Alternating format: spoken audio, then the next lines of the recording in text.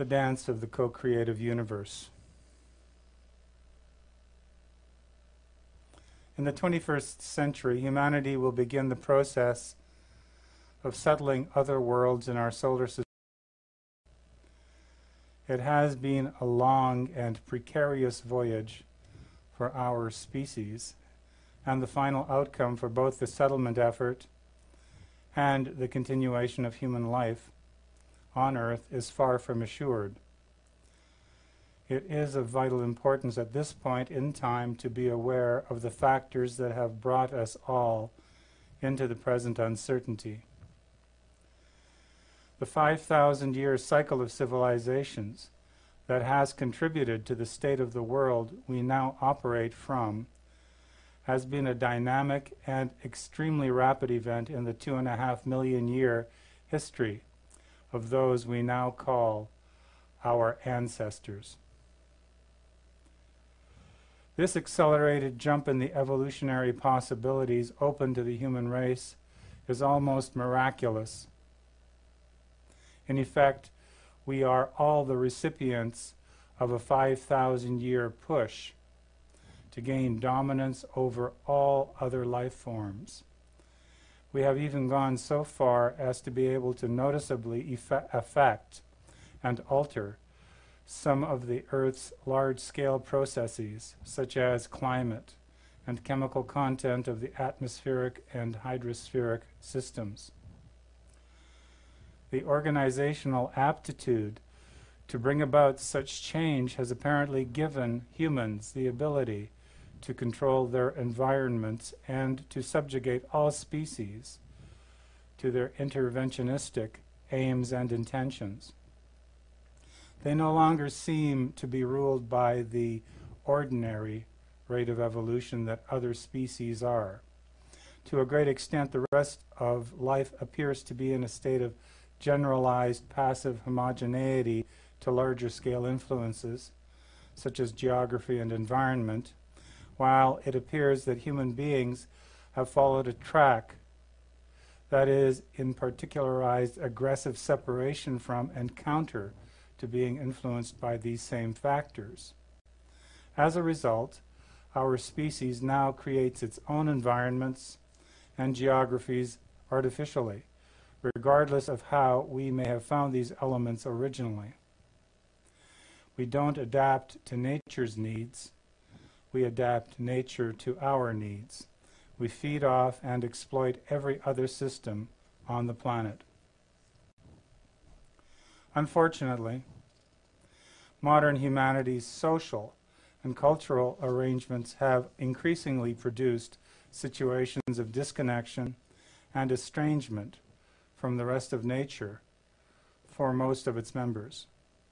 Generally, this has resulted in a consciousness of reality that perceives and generates both external and internal fragmentation and isolation. So on the one hand, we have a species that has completely overrun the planet, exploiting and dominating everything in its path, while on the other hand, due to this aggression, it has rapidly depleted every known resource necessary for the carrying on of its own and other life forms' essential functions. The sudden rise of human ascendancy has had a very real price and consequence to it. Our knowledge has brought us momentary mastery, but the momentum of our lack of wisdom now threatens to throw everything we've seemingly gained over the edge of a very catastrophic precipice. With the advent and advance of science and the spin-off industrial technologies, we have managed to disrupt every ecosystem and every living organism, including our own.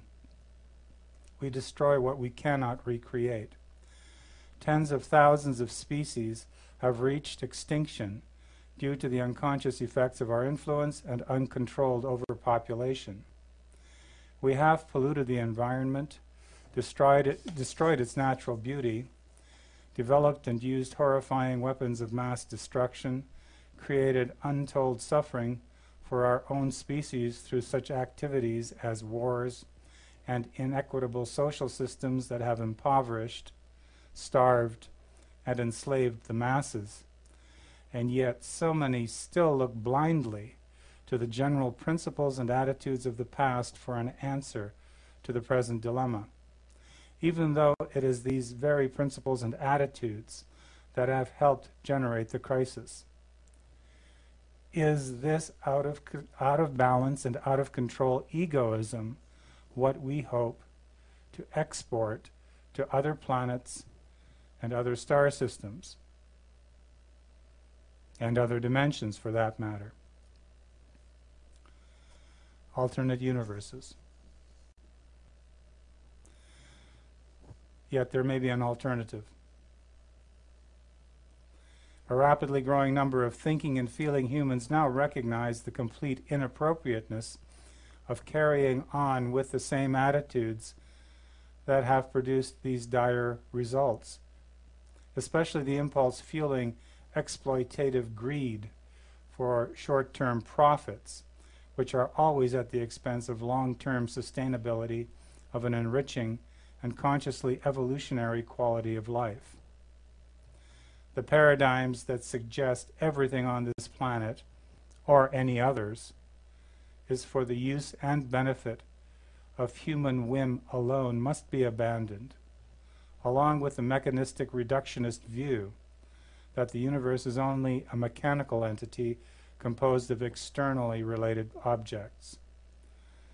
The momentary benefits that such sets of assumptions seem to have secured for us are illusory. Instead, they have essentially put us into the most grave danger. The social institutions built on these assumptions are all under immense strain and under the threat of collapsing. The results of such a collapse will lead to an age of barbarism that has seen no precedent. It is therefore urgently incumbent that we as a global species proceed in a much more conscious manner than ever before in history. We need to think, feel, act, and respond in a way that is not only going to sustain the immediately following generations, but in a way that will assure the vibrant fulfillment of life for at least the same amount of time that we have had a recorded history. What is being proposed here is a consciously harmonious sustainability that will assure all species, including our own, the possibility of living at least to the year 7000 ACE. It is at this critical point in our evolution that such deep and subtle steps need to be taken. In order to do this, we need to adopt a new view of what evolution is. To some of today's thinkers on the forefront of modern thought, the mechanistic views of random accidental evolution no longer seem adequate to address and reconcile the situation that the entire human species finds itself in. Neither the passively fatalistic nor the aggressively selfish models of evolution can give a clear picture of how to proceed. A much more holistic attitude and approach to life and the universe are necessary. It is an approach which combines and blends the deepest cutting-edge implications of both quantum and relativity physics into a totally new negentropic cosmological paradigm of living life. It also addresses consciousness in a radically different manner than ever before. Consciousness is no longer a subset of the space-time energy-matter manifold, but is instead the very ground from which all phenomena arise and dissolve back into, including space-time energy matter. In this model, humanity is not an anomaly isolated from nature, but is a co-creative component of universal nature and consciousness. Its function is not predatory and monopolistic, but cooperative and creative. What is being implied here is that even though there may be a mechanistic component to evolution. The real trigger to development in an evolutionary sense is related to an expansion in consciousness. Evolution is conscious evolution. This new paradigm is still only in its childhood. In order to authentically generate a livable pattern of life from this paradigm, the greatest, most balanced and integrated minds, hearts, bodies, and beings on the planet have to come together for the benefit of everyone. And everyone has to be willing to listen, contribute to, and implement what is arrived at, as consciously and creatively as possible. None of this will have any meaning if humans carry on in the habitually self-destructive ways they have over the last 5,000 years. Rather than always selfishly taking more than we give back, it should be clearly understood that we have the ability and the obligation as a group and as individuals to give back more than we receive from the universe. It has the potentiality of transcending being human. It is an enormous gift that has been given each of us, one through which we may create and contribute something of lasting value that has never before existed. Because the consciousness that sustains every order of reality, great and small, also sustains us, we all have the potential to make a contribution not just to our local community, not just to our planet, not just to our galaxy or the local supercluster, but to the universe of universes, the multiverse that our own universe is only a part of. If every human being realized this profound universal connection and was given the opportunity to fulfill such a potential, it is almost unimaginable as to what benefits would ensue from such a glorious unfolding. So when we finally send those members of our species to found and establish human life on other worlds, it is proposed that whoever is part of that group should have this one genuine intention, that we all give back to the universe more than we receive. It should also be irrevocably recognized that competition, intrigue, and conflict will only speed the demise of the whole venture, here on Earth and wherever else we may go. It is also recommended that equal numbers of males and females of varying age categories from every possible sector of life be included in the initial group.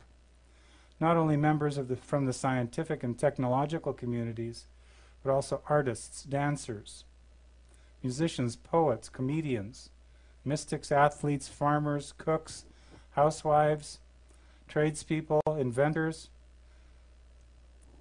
and as many saints as possible, meditation masters included, should be included in the roster. The more of these talents that can be combined and integrated in a single human being, the better. Integration and balance within each individual and within the group as a whole are the most important keys to the continuing success of any such adventure into the unknown. Almost everyone recognizes that there is more to life than mere survival. The more attuned we are to the universe within, without, and beyond us, the richer and deeper our collective and individual lives become. The more we can open up to the universe, the more the universe within ourselves is revealed. No longer do we need to feel and think that we are some accidentally lost orphans in a vast, uncaring cosmos, but instead we can recognize that we who make up the universe are all dynamic, wildly creative dancers in a dance that has no limits, no boundaries, no beginning, no end. It is an engagement with this consciously co-creative dance that will surely unfold the next phase in the evolutionary destiny of human beings and all other life on this planet.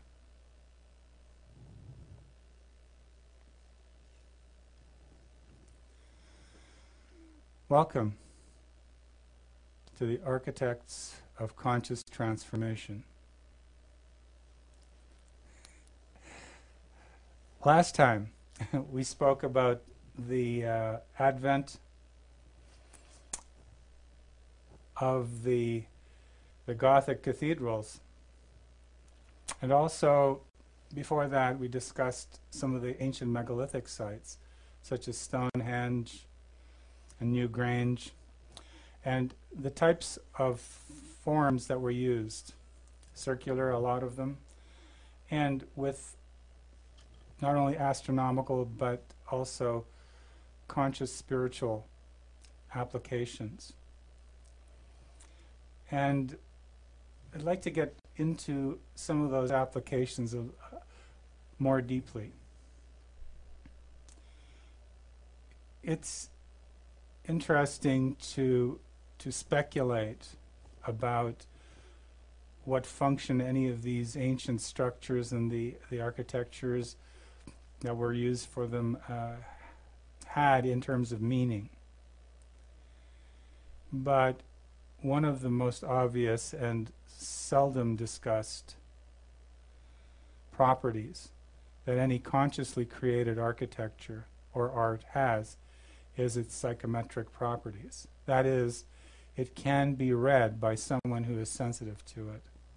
Take, for example, this dolmen here, created maybe 5,000 years ago in the Russian Caucasus, or probably, well, south of Russia in Georgia, the country of Georgia now. And these structures were very carefully made with great precision. After 5,000 years, this is not in bad shape for a region that has earthquakes and such. There was a hole put into it, and as you can see, it's also curved, just as this megalithic structure here. Both of these, actually, all three of them. Stonehenge in the diagram, Newgrange at the bottom, and Avebury at the top. All of these megalithic structures were circular. And we talked about the equidistant nature of everything in a circle, that they represent equanimity, equipoise, equilibrium. And they represent those properties not as some kind of external object, but as something that we ourselves need to be striving to attain within. That we need to be in equilibrium, we need to be in equipoise, we need to have equanimity in everything we do. In other words, balance is the key to conscious existence. And so these artifacts, as they exist now, are not really artifacts. They are still active in transmitting their message. And for anyone, even today, who has the sensitivity and the ability to read the deep feelings or the deep conscious thought patterns that were implanted by the builders or anyone who did imprint these artifacts, it is possible to bring them out and to know them for oneself, and then use them in one's own understanding and development of wisdom. And so psychometry is a very big part of any conscious monument. So these megaliths, like the dolmens, the great stone circles, were all connected to that, you might say, invisible and secret transmissive agency. This is not necessarily scientifically investigatable. What someone who has consciousness of a certain degree, at certain depth, can do is to be present in these spaces and therefore retrieve that information. And in Tibet, for example, these are called dharma or terma, T-E-R-M-A, kinds of artifacts. These are terma teachings. They are hidden, they are hidden so that at a future time someone will come along and rediscover them and therefore reintroduce them. And with psychometrizable artifacts, psychometrizable architecture, it is possible to continue to receive conscious information about reality through the ages by being in the presence of and within some of these artifacts, or just having an artifact be present wherever one is. And so that is one of the so-called hidden realities of conscious work, is that it's possible then to implant a certain level of being presence, a certain level of presence, a certain level of knowledge within an artifact that will be triggered in someone who is receptive and prepared to know about what is being given. This example is from the crypt at Chartres that we looked at. So we have gone from the megalithic to the Gothic now. A big leap, but not in terms of the conscious intention behind any of these works. So this particular painting, as we see, was painted over, but the original painting had this interesting hand within the halo of Christ. In other words, this is Christ's hand who is blessing the work of all the architects, who is blessing the work of all those who will come into this space. Interestingly enough, it was at the lowest level of the great cathedral. And after a few, I guess, centuries or so, it was painted over for some reason, but someone fortunately discovered it. And so we have the message coming through again, that this kind of work relates to the deepest connection to the spiritual realm, to the realm that allows us to penetrate dimensions beyond mere physicality, beyond physics. It is metaphysical in nature, and yet it is grounded in the physical world. These are, you might say, portals into other dimensions, more conscious dimensions. And they are, in fact, gateways to finding out about what we really are as a being, as beings, and as a unified being. Eventually all beings disappear and there is only one being. And so these portals into other dimensions are active today. So we discovered, of course, that through the geometries that were applied from early on, from the schools of the ancient Egyptians and Babylonians, Assyrians, down through the classical Greeks, where the work that we're most familiar with comes from Pythagoras and his school, who then later passed it on to the Romans. We've finally come up with the works of Vitruvius, the great 10 books of architecture that Vitruvius wrote, which are still in use today, and were in use for over 2,000 years continuously.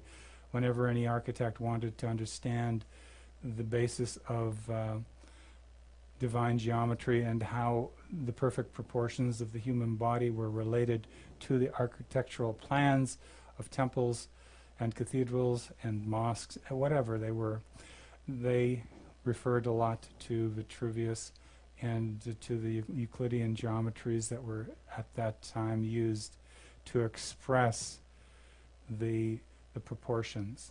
And they used proportions such as phi, the golden section, to a great extent during the classical age of architecture and art. And even today, there are those who still carry on those traditions and carry on that knowledge, although things have changed radically, as we'll see shortly. So the body of the human being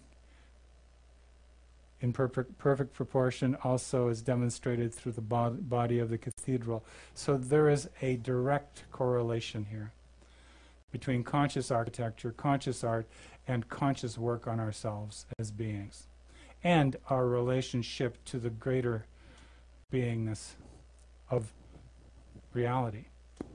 We are not as small as we have been led to believe we are. So these works, in a sense, are showing us blueprints for creating a body that transcends the physical.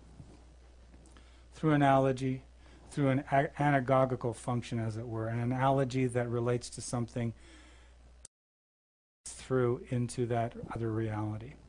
And these works of art and architecture are just that. They are intended to do that.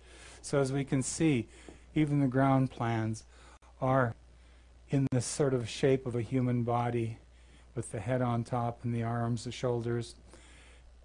And in these works, we can see that the proportions are very much related to the proportions of the human body.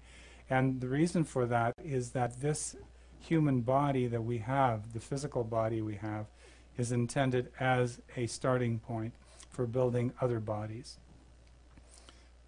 that will access other dimensions, that we can actually live in these, through these other bodies in other dimensions, higher dimensions, if you will, more conscious ones. And so with the Gothic architecture, we came upon the brilliant development of the intersection of two circles that would create a pointed arch. And this led to possibilities that allowed architects and builders to create spaces that were much, much higher. And with that height, they were also able, through another set of, a couple of other different innovations, they were able to open up the spaces into vast open areas, showing that these bodies that were being analogized, the examples that were being given, the ideas about building higher bodies related to the fact that these higher bodies were filled with light and space and pure color. In other words, these bodies were bodies of light. And the Gothic cathedrals were based on this imperative, which started with the great Abbot Suger in France in the early 1100s, whose injunction in terms of building these abbeys and cathedrals was, God is light. The idea that God is light, and the idea was to build these edifices as closely as possible to that principle, so that they would, in effect, make possible the transition on earth into heaven through these channels, these portals into a higher way of being. And so one of the aspects was the pointed arch, which allowed which allowed a dynamic balance to occur, as we see on the left there. Two circles intersect, creating a point, and yet the circles themselves are much bigger than the actual point of the arch. And what this does is it allows it to be pointed up. It shows us, when we're inside, that something is trying to rise up, elevating, going toward a vanishing point in a sense, and that when you throw the weight of a wall that should have been there to support this height that you see here, you get into the structures known as flying buttresses. And we talked about the buttresses being, you might say, translators of the force that supports a wall being thrown outside the actual interior of the building, and the energy of that wall is then transferred along the flyers, which are the diagonals, down into the buttresses, which are the vertical parts of these buttressing systems. And it allowed the architects, therefore, to open the interior up and also to remove the walls that were between the buttresses, to put in huge windows. And through this process, it was possible to put in incredible multicolored glass. And so here we see the buttresses, and on these ones from Chartres, you can see that there's actually little huts that were used as meditation chambers. Every part of these cathedrals was considered a sacred sanctuary. In other words, there was no priority given to any one part. the entirety was equally sacred, equally special. And so the work that was done was enormous, but it was also dedicated with conscious attention. And you can only have conscious attention doing this type of work, otherwise places of this size built with just dressed stone will fall down very easily if there isn't precision and caring to every detail in the construction. And here we see the idealization of what these cathedrals, which were actually blueprints, in a sense, models for developing higher bodies, were about.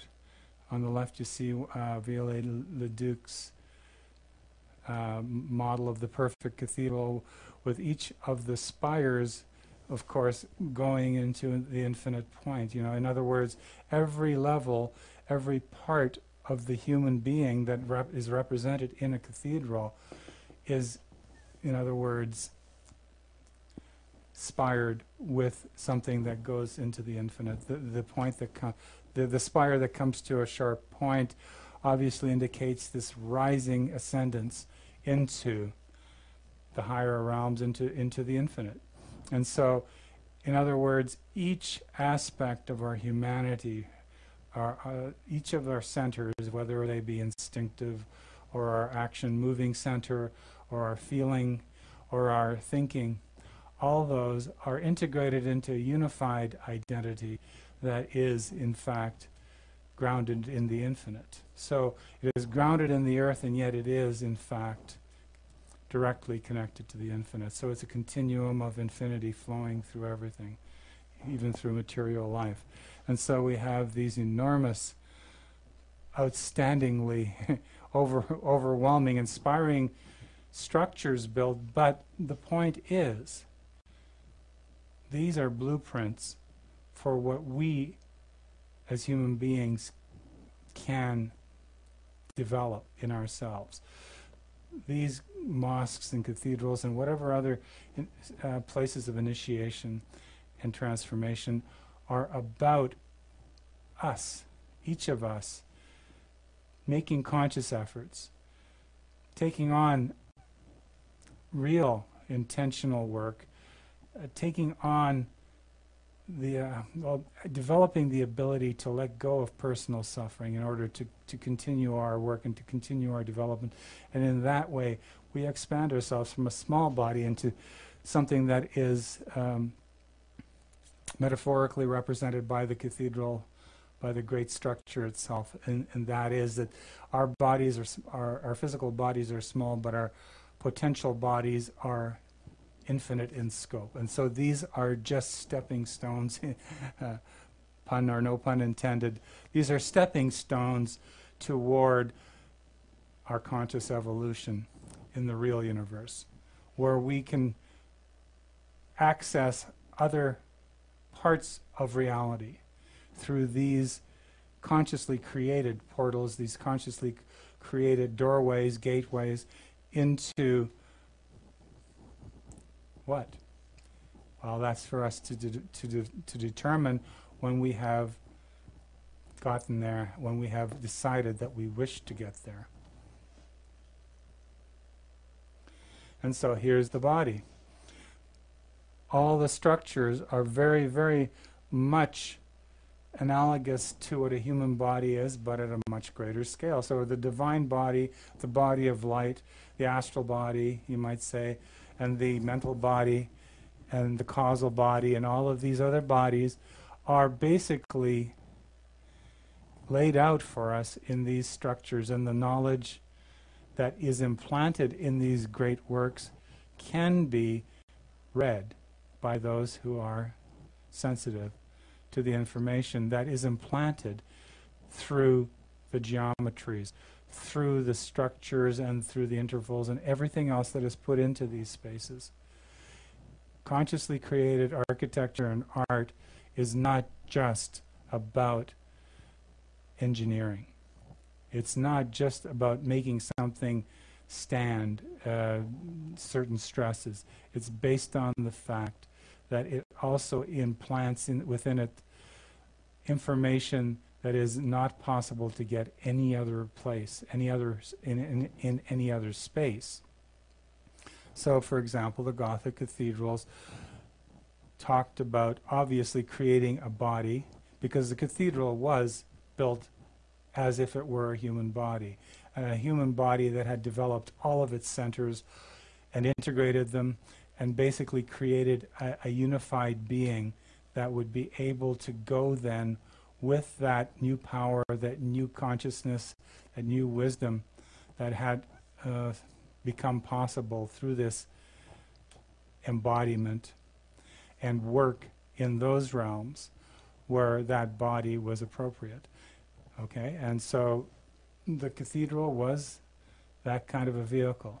Now, inside, of course, there are vital teachings. And one of the most important ones that have not really been addressed much by anyone is the teaching of the labyrinth, which is a very ancient school idea. The idea of the labyrinth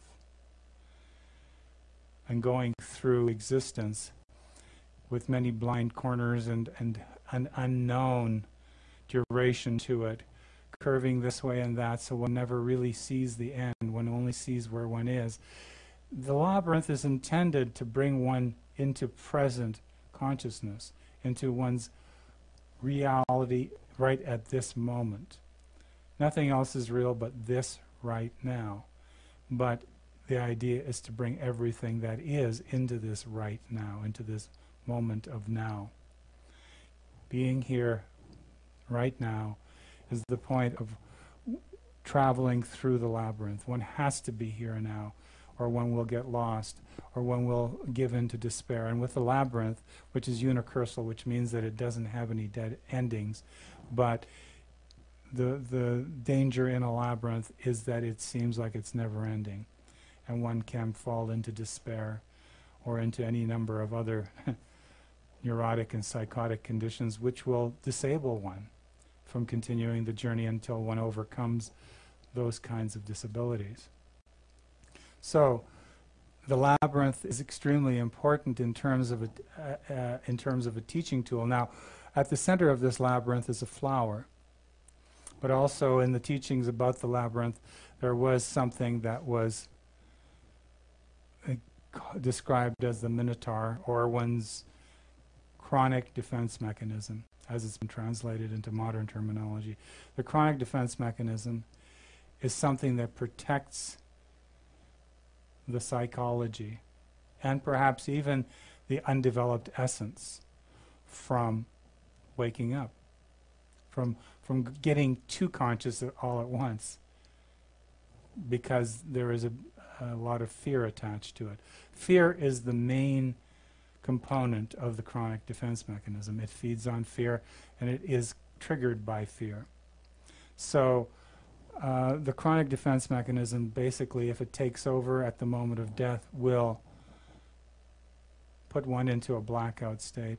It will put one into a reflexive return orbit into the exact same routine that one has always done. In other words, one doesn't reincarnate, one just recycles. One recurs back into the same old life. Same life, not a different life. And that's what the chronic can do as one's death form. That is what fear and reflexive revulsion can do at the moment of death. And so the chronic, although it's meant to protect one from unconscious kinds of influences initially, as it takes over. It takes over everything, and eventually, instead of being an agent for conscious life, becomes an agent for unconscious death and unconscious recycled rebirth. So the key, of course, to arrive at the flower instead of the chronic itself, the way to transform the chronic the key is through impartial equanimity love. This is one of the very great teachings that have been in all traditions. Impartial equanimity love is the way to transform this monkey, this basically this monster that continually throws one into unconscious situations and unconscious rebirths.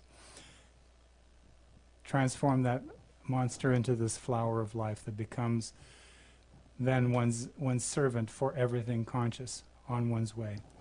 And in order to do that, one has to fuse both love and wisdom and action and the entire intention of existence into one unified being presence. And during the days of the building of the cathedrals, philosophy was, you might say, a secret sign that the school was present in these locations, or that there were school members in these locations.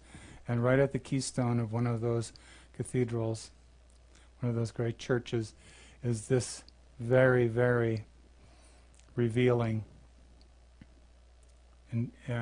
carving. At the center of the cathedral, right at its vault that goes straight up into the spire, which represents going into the infinite, joining with the Absolute, is this, the heart of the Absolute, by the way. It's at the heart center, is this angel and devil joined together in the flower of co-creative existence, where the devil and the angel, the properties of those two, the affirming and denying force, you might say, are unified in this unbreakable unity, whose only purpose is a balanced way of being.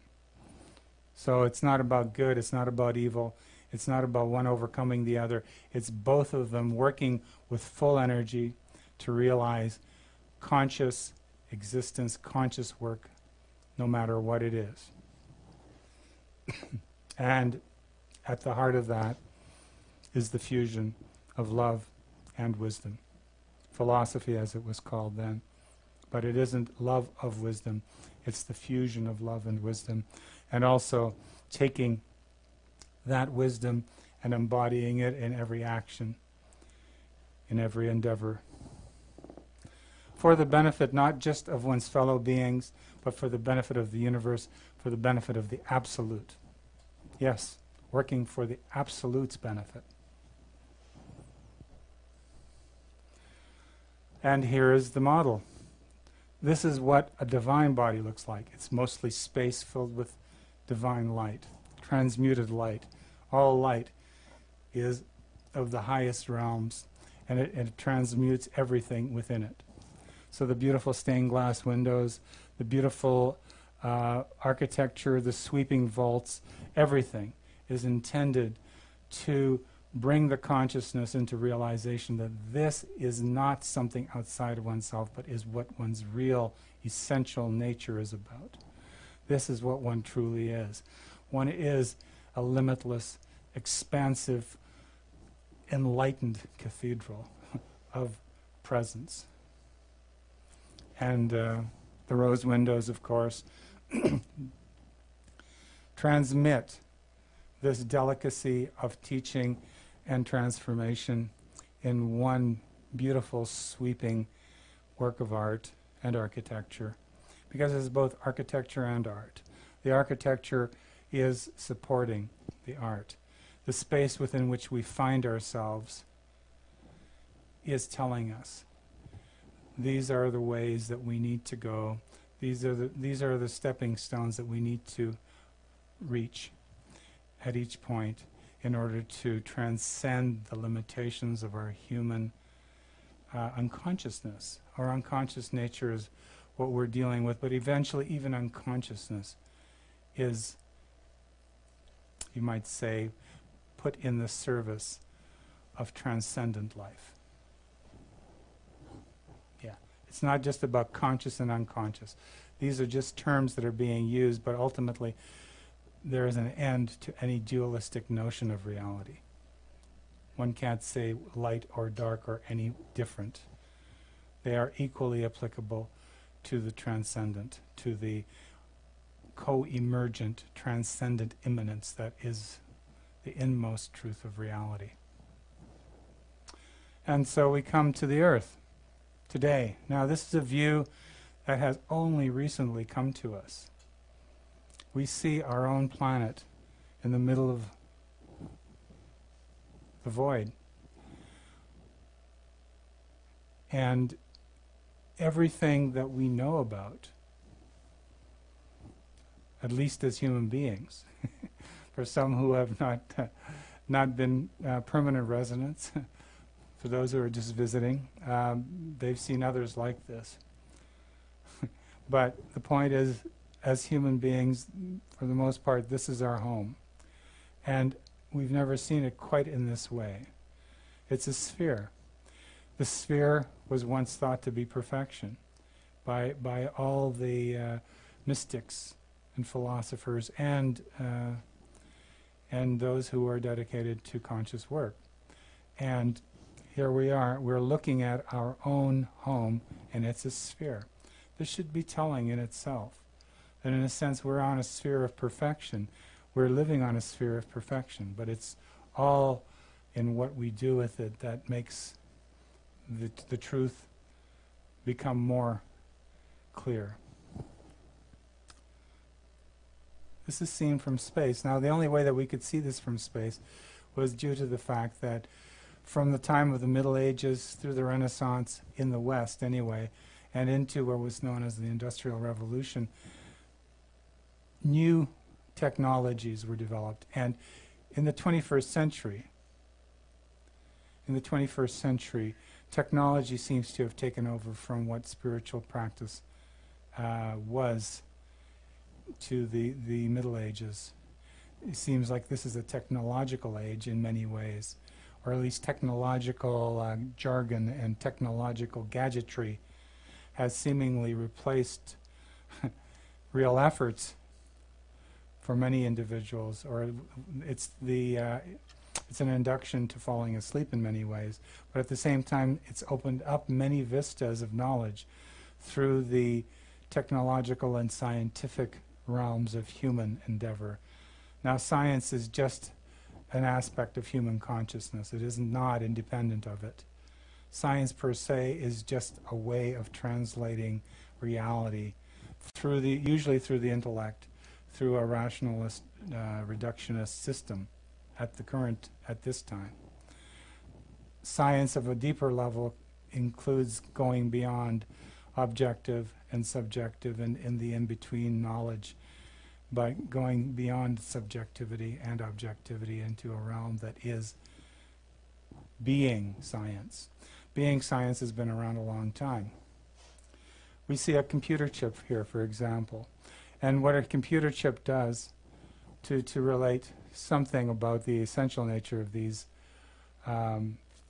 modes of expression are computer chips and electronic instruments carry energy.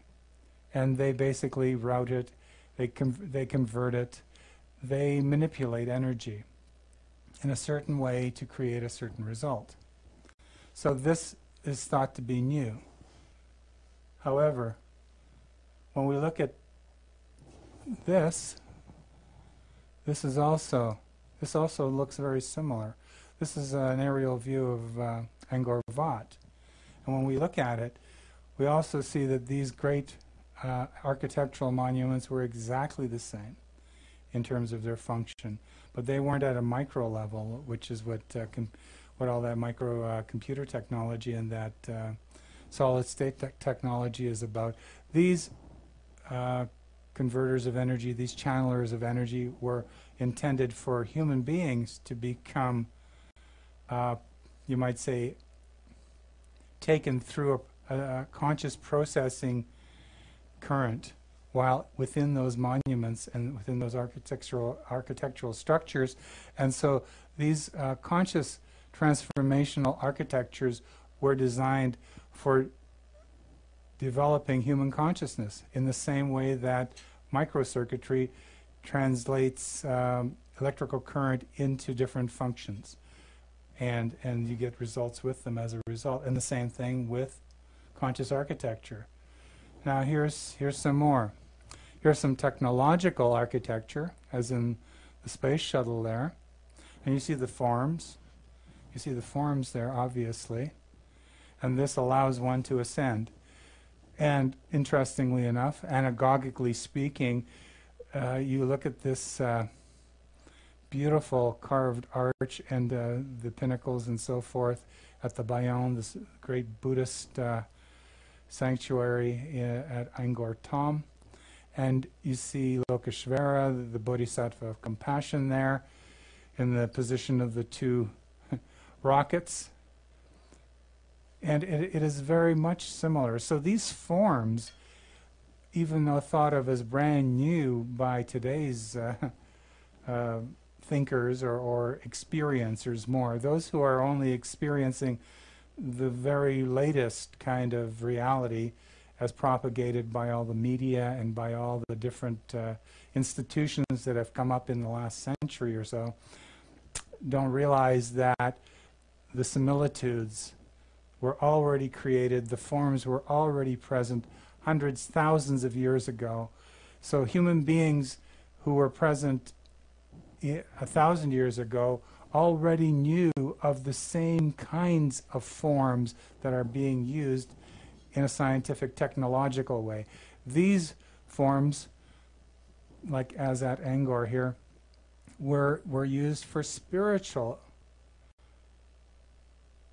escape velocity, reaching spiritual escape velocity. In other words, one was able to do through consciousness what something physical, going through from one through a small tin can into the void, the emptiness of outer space, if you will. Those things can never realize what could possibly be realized through the transformation of consciousness, because regardless of whether you're on the planet Earth or whether you're in a space vehicle, that doesn't mean that there's going to be any change in the integrity of the human being going up. The integrity of what we are requires the most that we can give.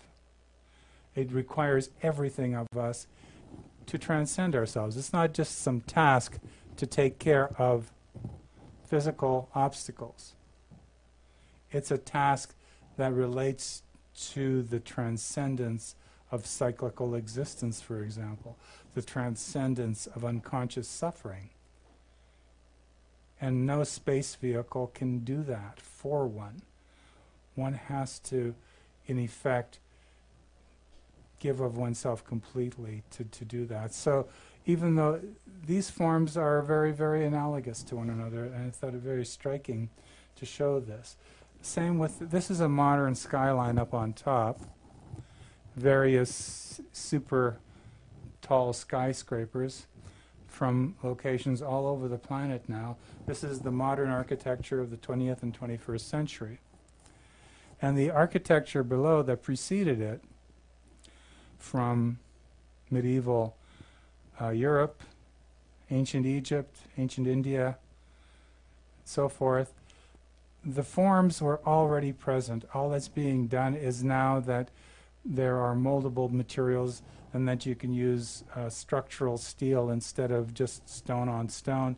You can create great height and great elevation, but it's always been, it seems, the intention to realize escape velocity, not just from the Earth, but from the constraints of a certain type of existence, a limited existence. And so one thing I note about these is that if one looks, for example, at the second one on the bottom left, that's Amiens Cathedral.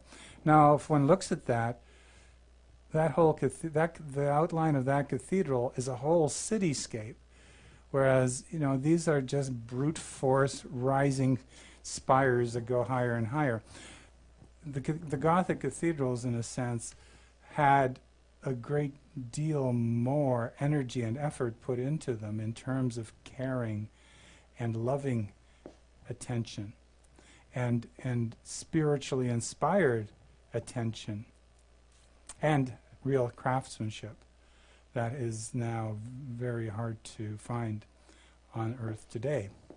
So when we look at these, or this beautiful sculpted rising temple, as in the ancient Indian, or in the Indian temple here, we recognize that it's not just based on verticality.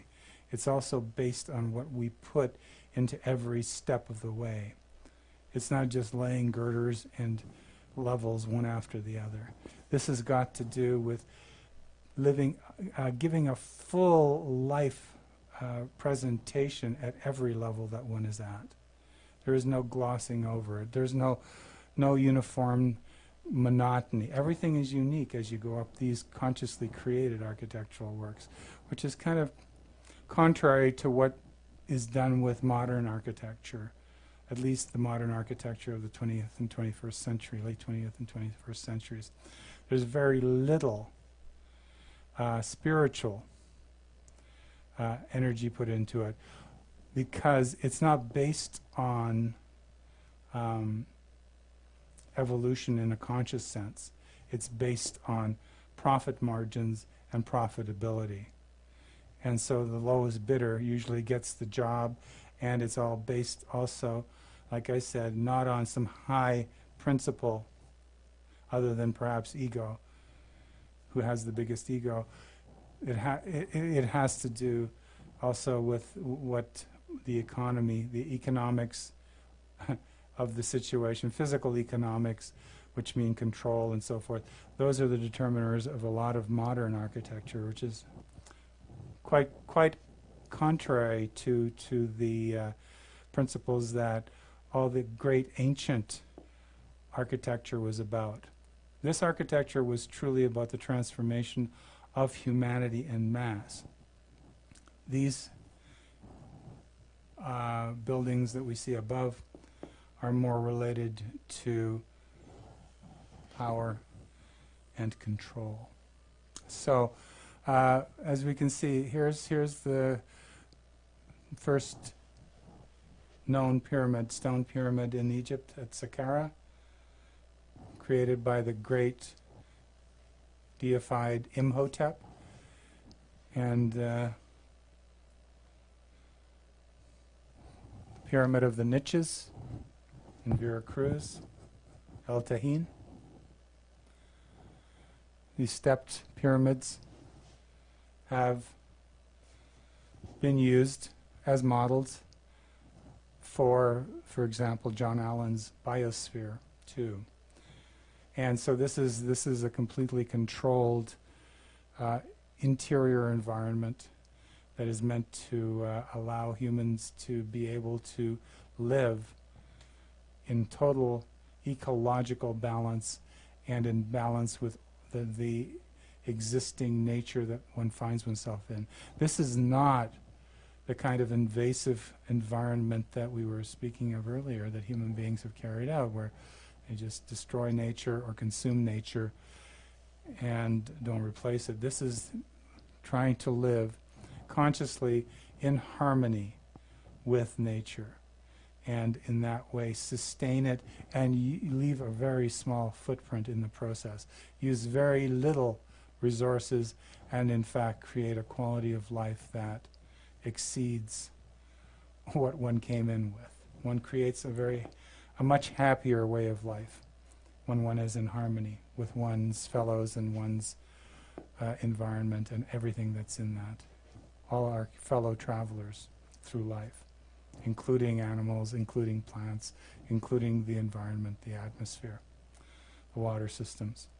And so this is a beautiful early Buddhist it's a diagram of a Buddhist dome from a cave in Bamyan, and this is where the first Mahayana sculpting happened.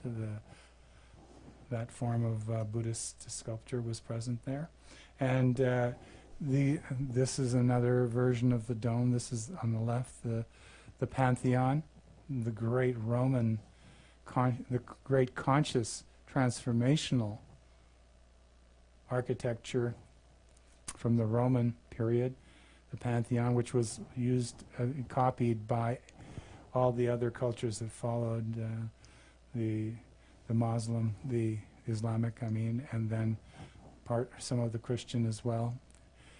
And as one can see, the domes expand the idea of the sphere being the realm of perfection, and when one enters into the sphere, it affects one. And there is geometrical, higher level information implanted in these structures if they are constructed according to the principles of what's called sacred geometry, or conscious geometry and conscious mathematics. And this is what these examples are demonstrating, that when one walks into them, one can see pictures of these, and they're quite astonishing in terms of the beauty.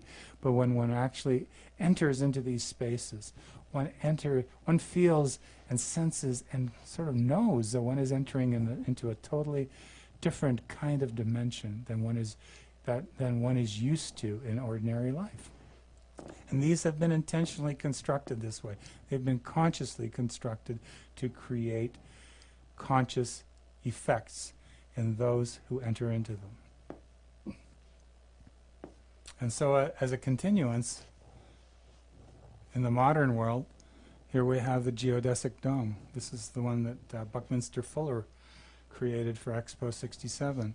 So this is actually a continuation of the ancient and still alive conscious architecture that has come through all of history, right from the dolmens and the circles of the megalithic era, through the Romans and the Indians.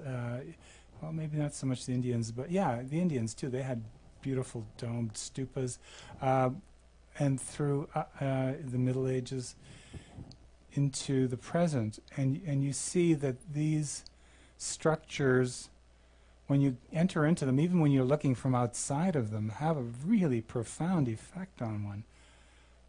Like, this tells us that something else is happening, that's not just linear, something more continuous is happening, something that has continuity.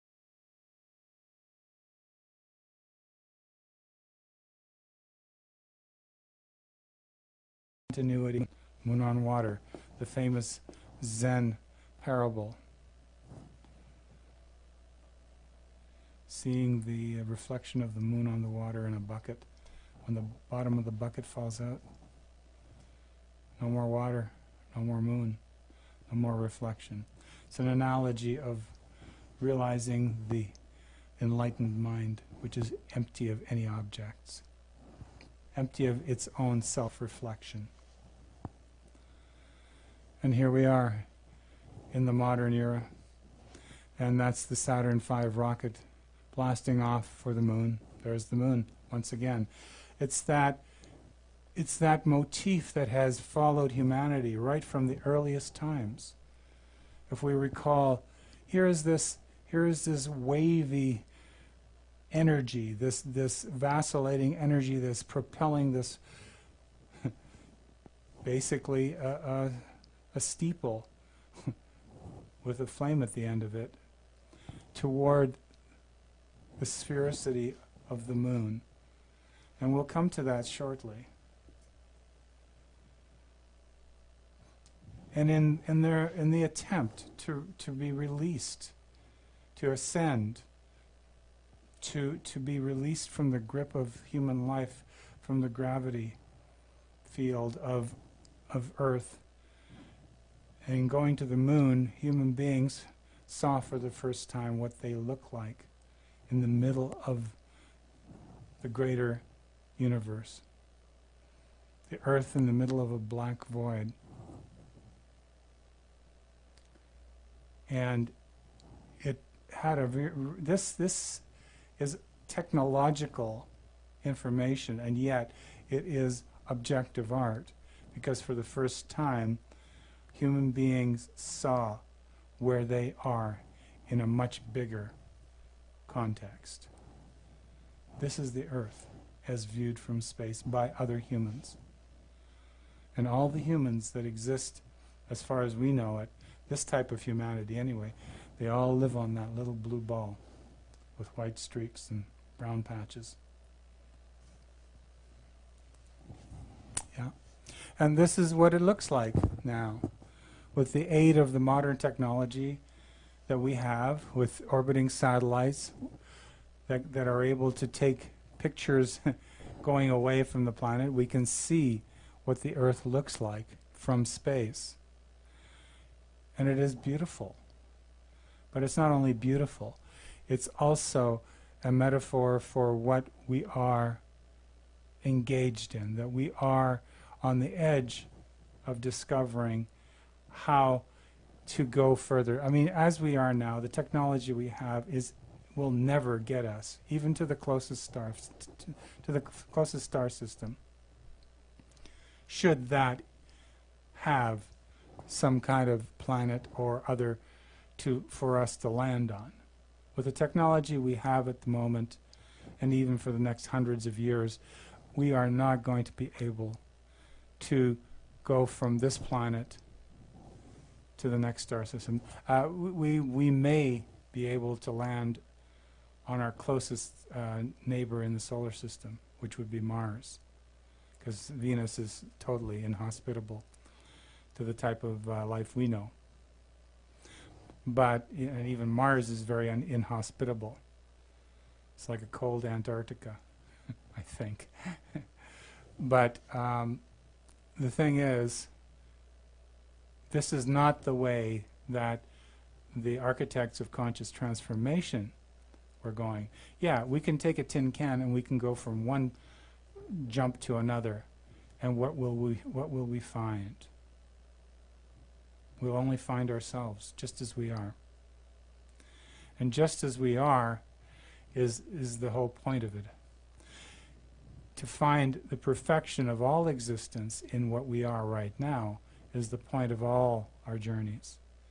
No matter where we go, no matter how nagging that itch is, that we want to go from one thing to the next, ultimately, when we go there, we'll find ourselves there just as well.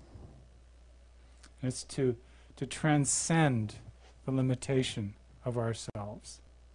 That is of the greatest importance in conscious work. And so here we have it. To us, this looks normal.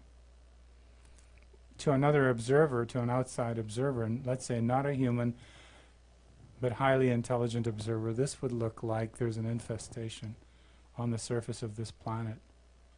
A light infestation. Because that is all the centers of human population now spread over the entire surface of the planet. We have basically taken our species and increased in numbers so greatly over the last 50 or 100 years that we've tripled, I think, our population in the last 100 years, and I think we've doubled it in the last 50, and we are increasing it at a much greater rate now. We are consuming all the resources, and so we need to do something radical, not just radically different, absolutely different in a conscious way, not just unconsciously trying to survive and consume, which is the way of viruses, going from one host to another, consuming the resources, and then when they're depleted, they jump to another host. That was what that first address was about. The Dance of the Co-Creative Universe was about that we have a potential for something infinitely greater. But we have to be willing to open up to that. I mean, the motifs that we see, this is a medallion, and this is what we see. What we see through the eyes, the artificial eyes, of telescopes, space telescopes.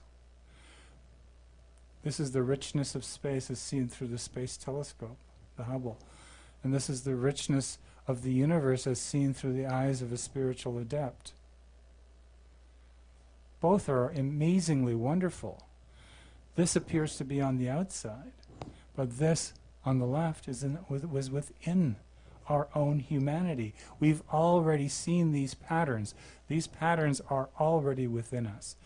That universe that we are, those who are into just materialistic kinds of approaches to reality, are seeing the same things that have always been within us. We may not have seen with our physical eyes those galaxies, but we have seen them. We have seen the essence of these within our own consciousness.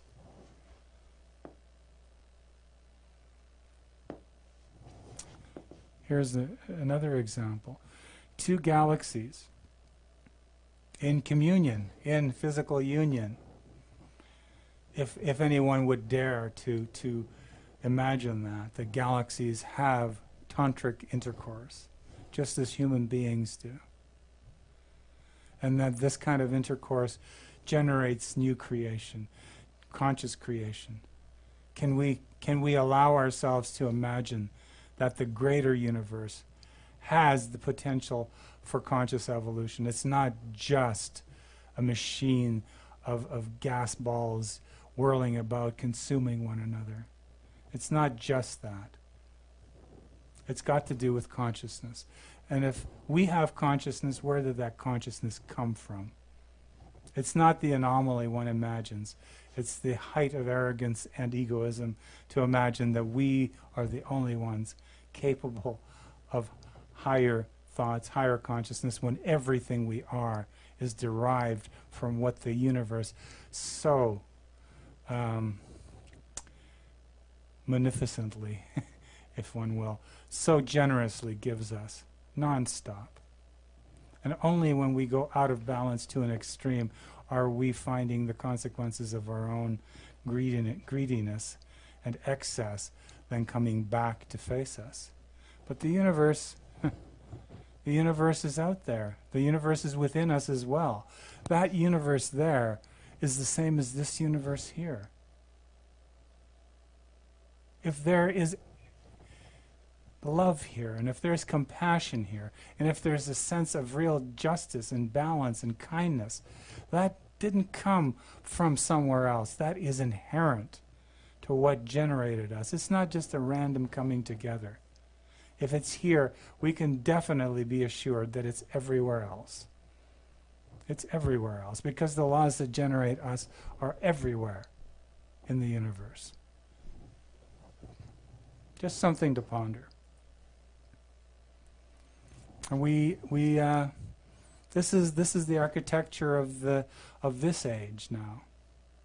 Besides the rising skyscrapers of economic power and control that control all the governments pretty well, there's also this, the scientific reductionist paradigm, high up, perched high on isolated peaks, in domes, once again, in domes, that help us to gather the information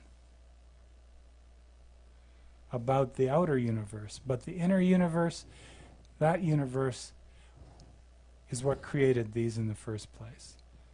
Without the consciousness of human beings,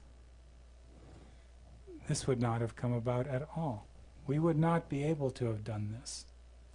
So consciousness, regardless of how it's arrayed, is not something that is derived from us. It is in fact what generates everything. It sustains everything. It helps everything to develop. It uncreates and creates.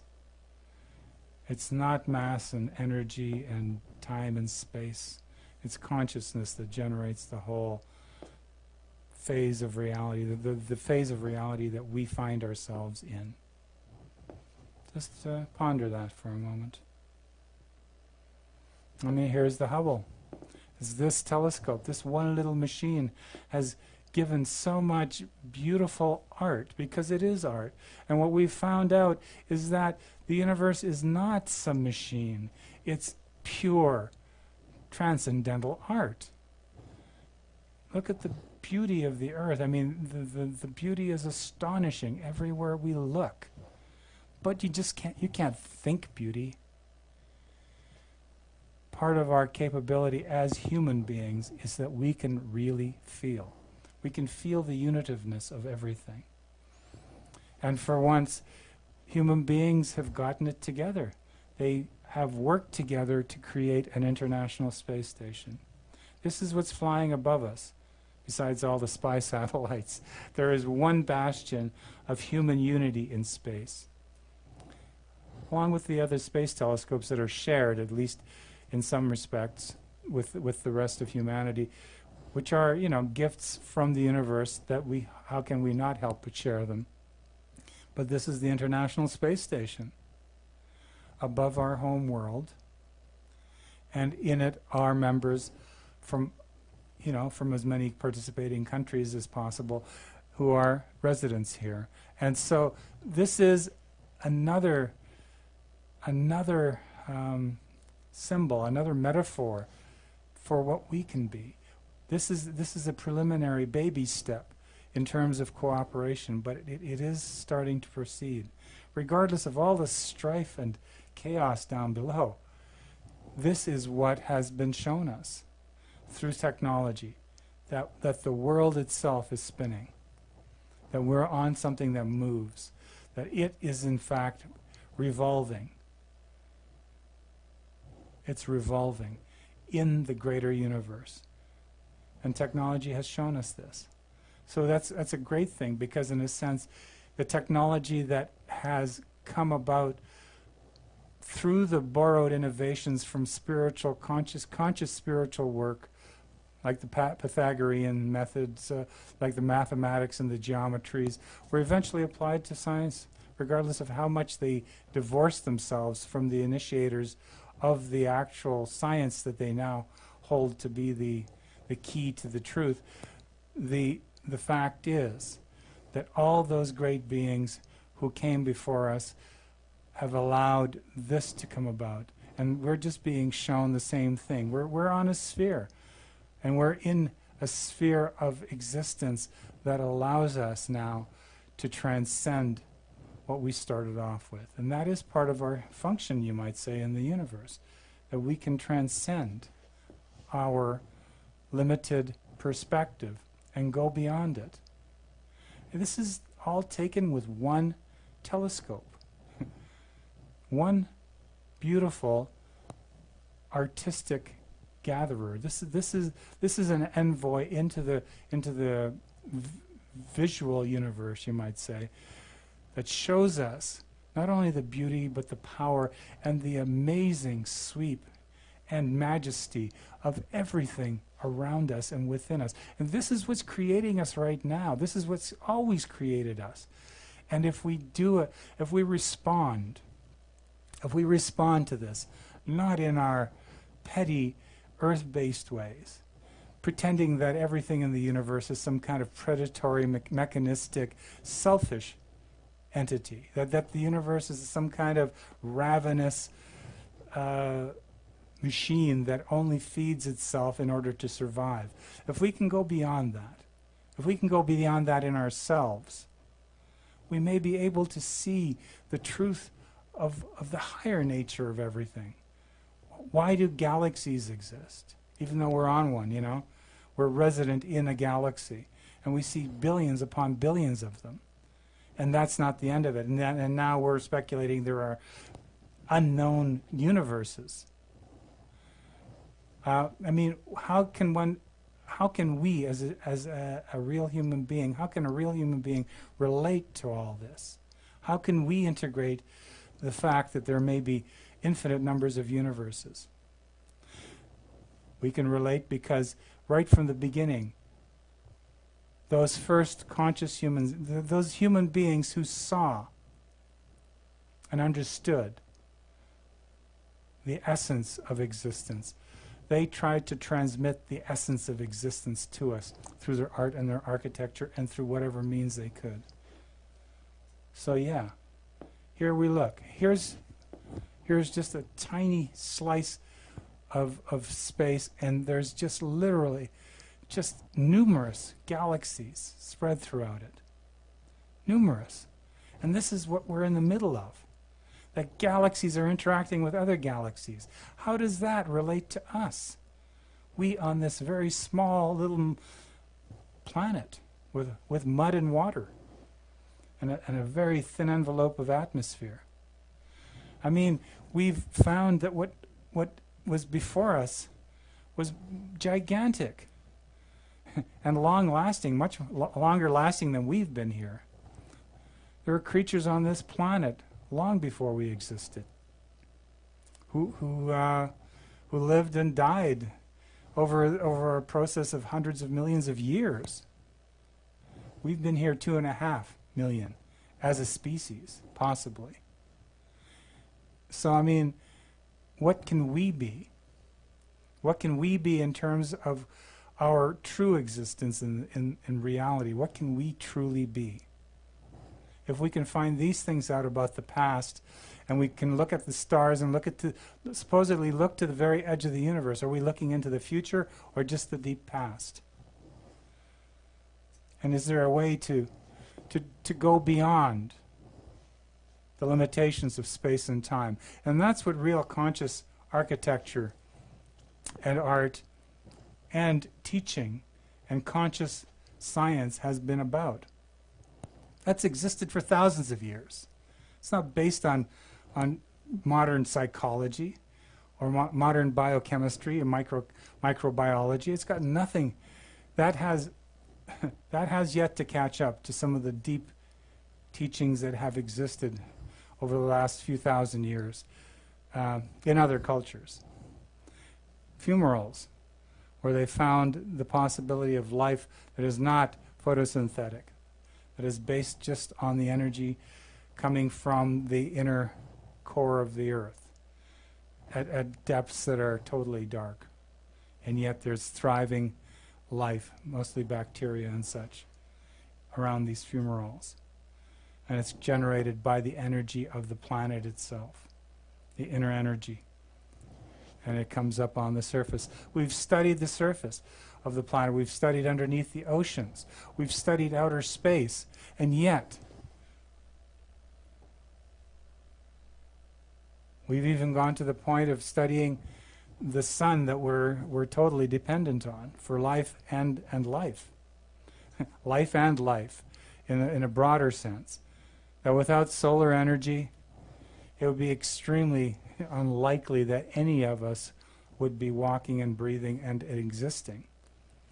And so here we are with this magnificent sun that has provided us with the conditions that make this type of human life, this type of conscious life possible. But to imagine that it was some kind of accidental is absurd, because everywhere in the universe there are suns like this or greater than this. And one can bet that the conditions will arise in an infinite number of ways that will generate life. Because once one can understand one thing about life, even on this planet, that if there's a possibility for it to exist, it will. Life will manifest and develop, given the slightest opportunity. In that sense, life is not just an earth-bound injunction, it's a universal injunction. And when human beings finally come to that realization, when they come to realize that the purpose of life is to consciously evolve, then one will recognize that it's more than likely that life exists very, very many places, and in forms that we can't even imagine. That there is intelligence in everything. Oops. But there is intelligence. We're not the only intelligent beings on this planet. Not at all. And there are more intelligent ones, but they don't happen to be as aggressive or as manipulative as we are. That's all. And here's our solar system. There they are. The planets that we've now come to know, plus a few others, and a whole bunch of other smaller satellites, moons and asteroids, comets. We've come to know about them, and we've come to know how apparently dangerous it is, and yet somehow or other we've made it. We've made it through on this small mud ball of a planet with this teeming source of life, and yet at this point that teeming source of life is getting diminished by our human presence. You know, we're learning about outer worlds everywhere, and with a particular cynicism in terms of perspective, all we see is a very, very harsh and an uninviting kind of universe to go to. But in a sense, that is our own attitude. That's our own inner attitude that is being expressed there. It's not necessarily the nature of any of these worlds in a real sense. That was Mars. These are, I think this is frozen ice in a crater on Mars. And we've got images now of other worlds. So we have seen things, but this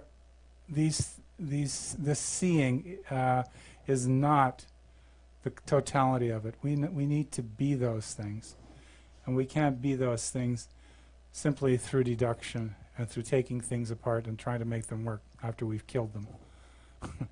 We can't really understand the nature of any life by taking it apart and destroying it. The only way that we can actually be that life form is to be that life, to be one with it. And that requires consciousness and conscience. That was Saturn. This is Uranus. Uranus, that's the right way to say it, not Uranus. With its rings and satellites. Neptune, and even little Pluto. I think there's Sedna and Eris as well, who are planetoids, or dwarf planets or something of that nature. The point is that these are our local neighbors in our solar system.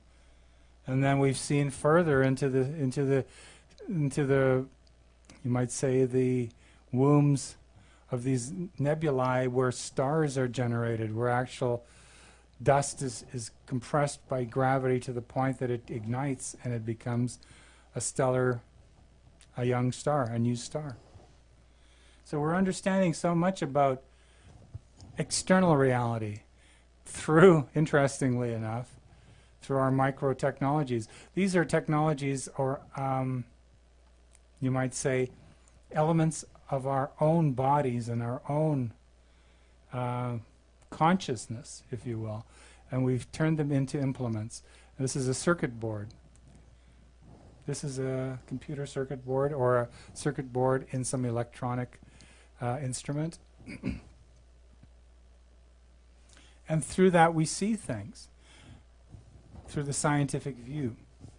But when it comes to recognizing or accepting that there might be something besides us, humans, besides we, humans, making an impact, there's an immense amount of resistance. So these are the famous crop circles. Now, I don't know, as just as art, this is unbelievable. I don't care who made them. This is art with a heart of a very high order. This is fractal geometry, and it's put inside, I don't know, it's in some kind of a field. In a field of grain or a field of corn, wherever these are located near sites like Avebury and Stonehenge, which are right adjacent to them. And of course, the modern scientific reflex is to deny the existence of anything that science can't explain. So any explanations that are not provable by a scientist who is indoctrinated into the scientific method with controls, no less, then anything like that can't have something like that be present is relegated to pseudoscience. So either it was human beings who did it, or something we can't explain, but it's scientifically explainable, and if it's not, then it's, it's not real. But this actually exists, as does this. Now, the point is, it really doesn't matter whether something that is non-human generated these, or whether humans did it. There's an incredible amount of skill and art. This is higher order art. I mean, those are roads, or those are pathways, I guess, that maybe Combines made. I mean, to be able to create something of this scale with this much precision and accuracy, this is high art. Look at the little knobby thingies. I mean, this is in a field of grass or something. I mean, what doesn't register for scientists and skeptics is that an intelligence of a higher order had to do this, and especially the way that these have been created. The claim is that something other than human, by some people claim that other than human agencies created these. And of course science, human science, wants to deny that. Why does it deny that? Why does it deny UFOs, like alien craft, even though there have been many accounts of them? The simple reason is that if that were allowed to be accepted, they no longer would have control. That's all. It's all based on fear of losing control. There's no rational explanation to say that there aren't spacecraft, because many people have seen them. But, and the same with this. I mean, who created this? It obviously looks like a Greek key. But to have created it in the middle of a field over grass, and to have created it with such precision, even if human beings did this, the very fact that they did and were able to do it with such incredible execution makes it art of a very different order. I mean, this is earth art. This is art that is generated, and it maybe the earth generates art. Maybe the earth itself generates these things. Oh, well, what would that mean? That means that the earth has some kind of intelligence. Oh my God.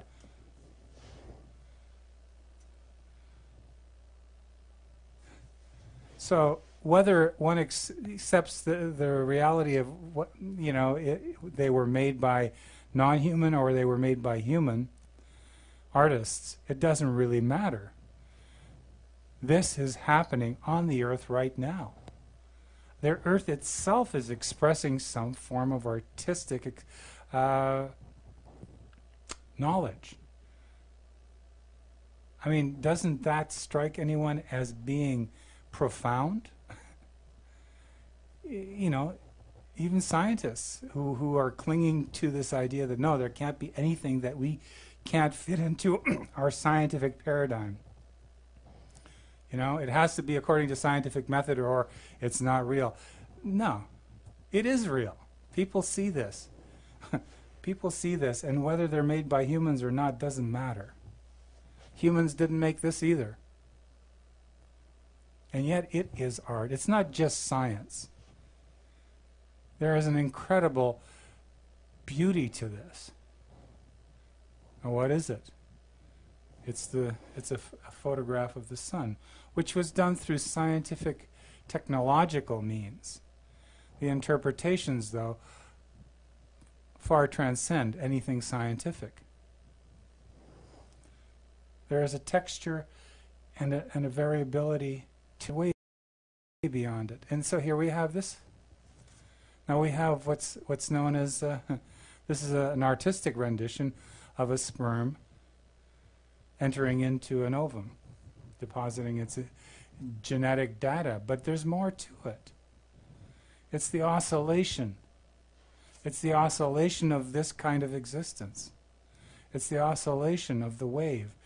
And it's the steadiness of the particle, in a sense, interestingly enough. It's the wave-particle coming together to form life. And these motifs have been with humanity since the first attempt at art, as we saw, as we will see.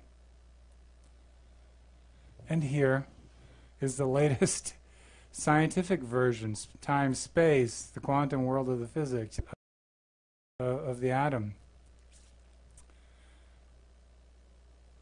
Right, particle, wave combined, a wavicle. Here's the other version of things. Particles bouncing around.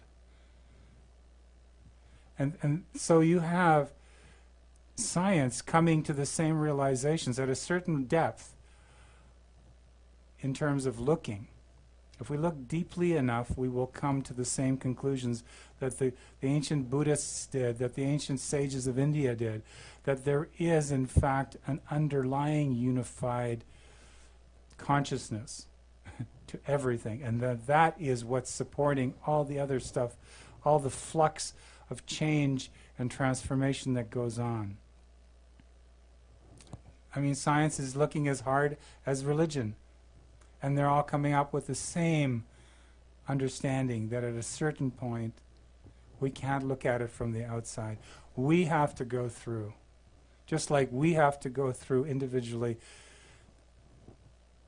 through death. Each of us has to go that alone. That's our journey. And when we cross that point, when we go through that abyss, when we go into that realm, then we will be responsible, consciously responsible for whatever happens. And if we have friends on this side who are trained and willing to help us through, all the better. But the point is, it's the same journey. Whether you look at it through science or through religion, conscious transformation has always been what architecture and art were trying to. There was no other reason to put energy into something. So this is a 290,000-year-old, 300,000-year-old work of art. You have the sphere, a spherical indentation. How amazing. This was done by humans who aren't even of our type. They were proto-humans in India. And you have the wave. You have the wave and you have the particle. Ooh, look. New discovery. Not. That's been with us right from the very beginning. In other words, the consciousness of those human beings was capable of understanding the profundity of this relationship, as well as we. We've gone through a lot of complexity. We've gone through a lot of different variations. And the only things that are going to be of any help to us now are to take everything that we've been given right from the beginning and put that together in our individual and collective lives and understand that we are on the same journey and always have been. And it's a conscious journey, a conscious evolutionary journey through the cosmos, through the very nature of existence. And if there are universes, then we are in those universes.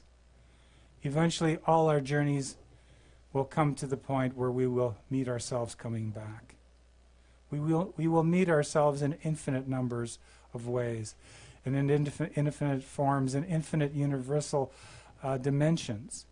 But ultimately, we will come back to the realization that is possible even here and even now. We are here to awaken to the fullness and the emptiness of that which cannot be expressed in words or materials or any other way except through just pure being, through pure consciousness and pure bliss. Because that's the nature of our reality, even now, as we are. No matter how many universes we skip into, no matter how much knowledge we accumulate,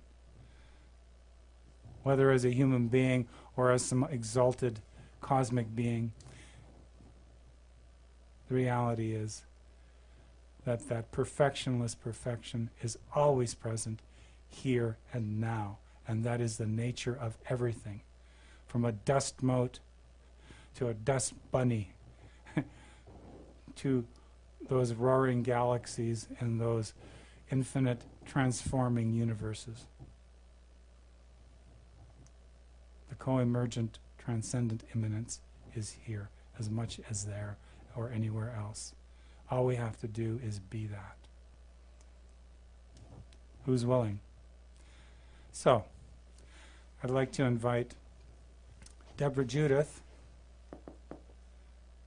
to kind of like the final musical expression of our journey together, the architects of conscious transformation, is now reaching a completion point. And I'd like to allow Deborah to go to the piano, and she'll be performing something in conjunction with question mark, exclamation period, the question and the quest. And I'd like to thank you for that. So, here we go.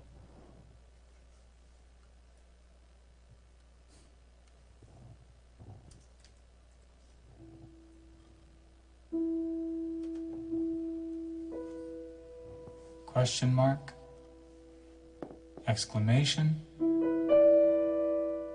period.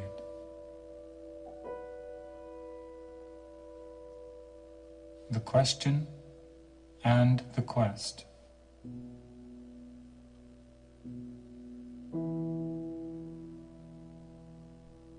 It is said that there is a word. The word is named by some the one word, the beginning and the end of the world by others.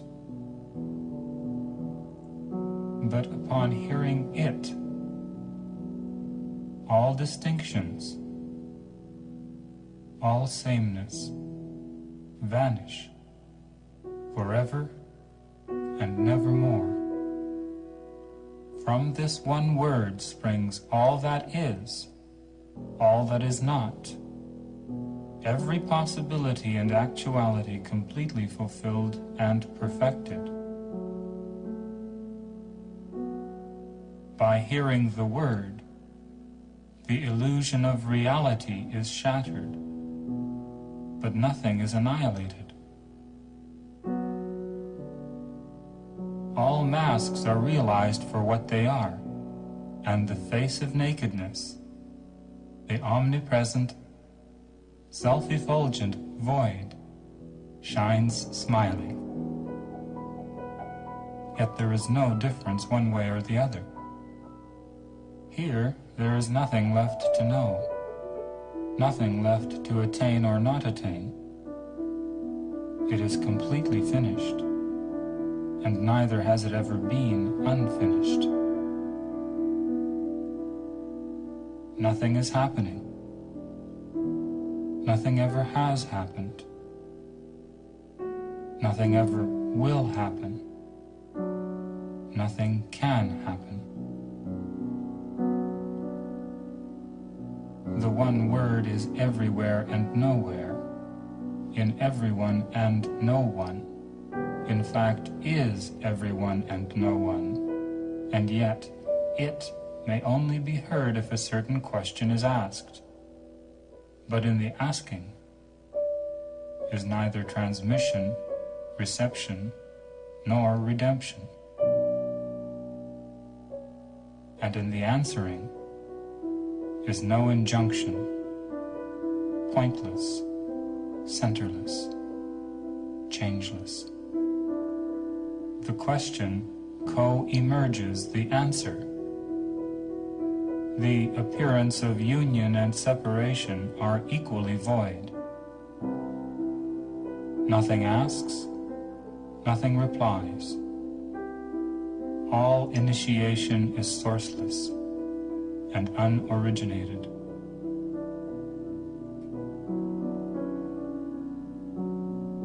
But what is this question? The question is the question I ask to come into conscious experience of nothing. And it is the question I ask to go beyond the conscious experience of nothing. The first and last thing I hear.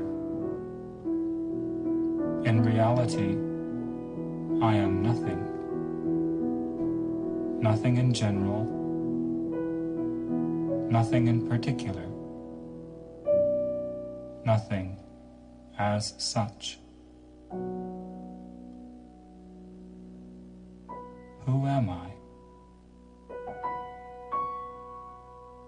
Who am I not? Is I ultimateness?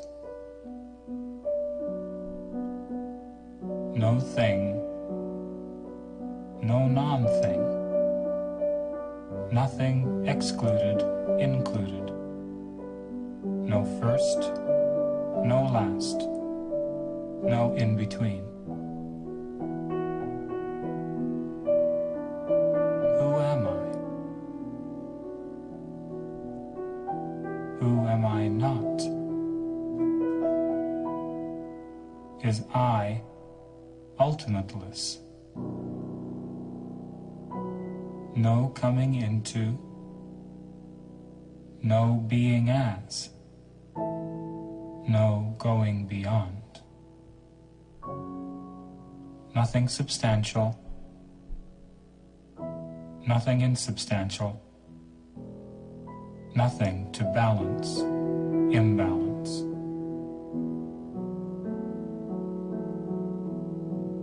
Who am I? Who am I not? Is I ultimateness?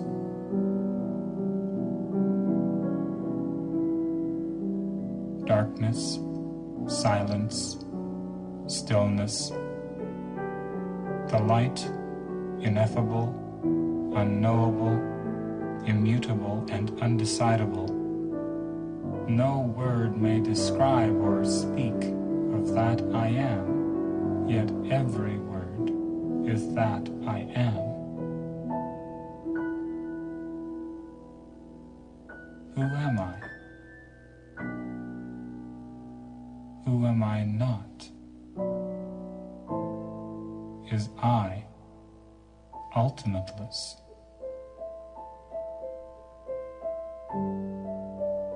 No subject, no object, nothing involving, evolving,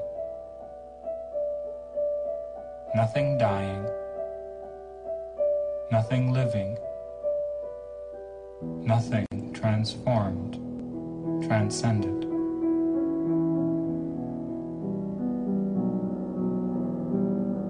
Does that which is sourceless ever need to be sought? How have I come to ask the question that I may know the fullness, emptiness of the nothing that I am?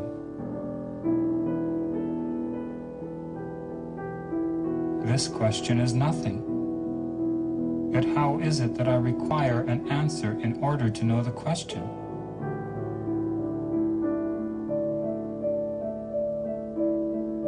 Who am I?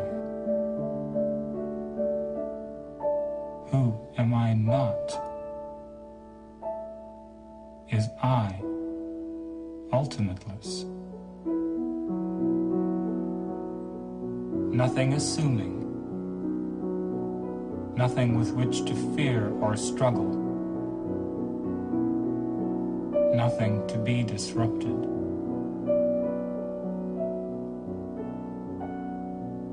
Who am I? Who am I not? Is I ultimateness? nothing to agonism, nothing to antagonism, nothing to orgasm. Who am I? Who am I not? Is I ultimateness? Nothing affirming, nothing denying, nothing reconciling, nothing creating, nothing uncreating, nothing maintaining, nothing to ground.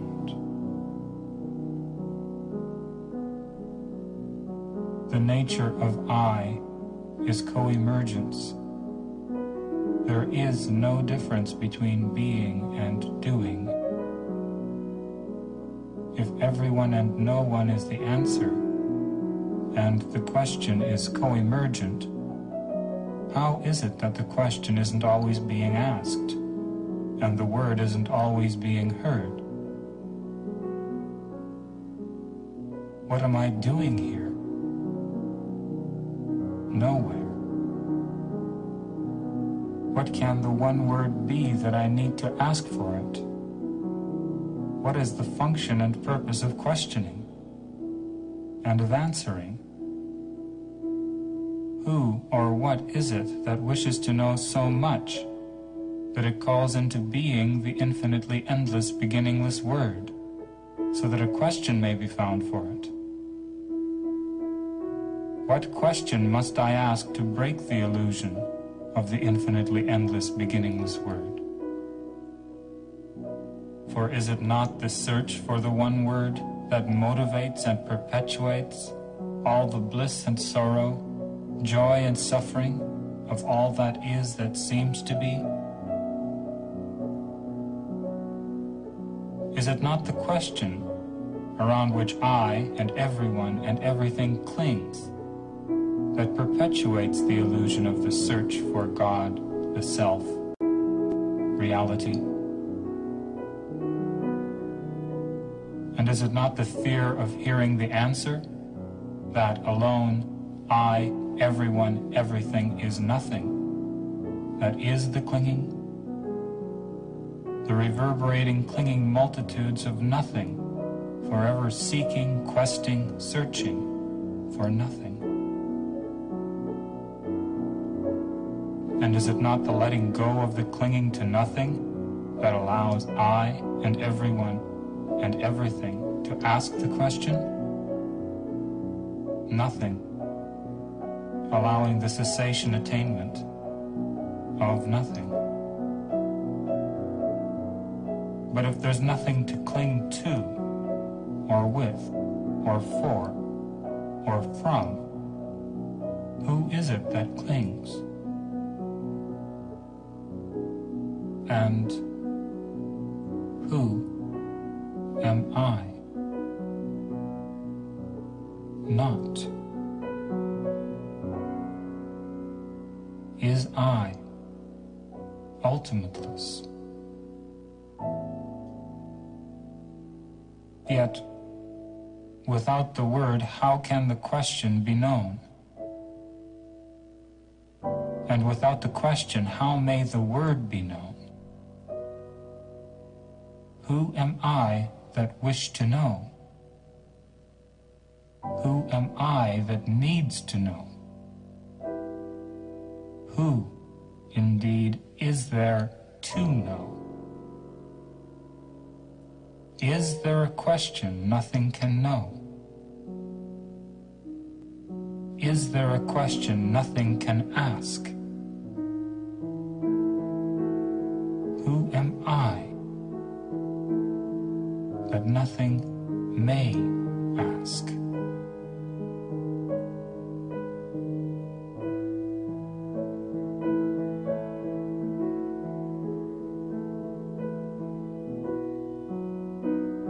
And if utter indefinable meaninglessness is that which gives meaning to all, And if nothing is consciousness or unconsciousness, or both, nor neither or otherwise, and if nothing is God or not God, or both, nor neither or otherwise,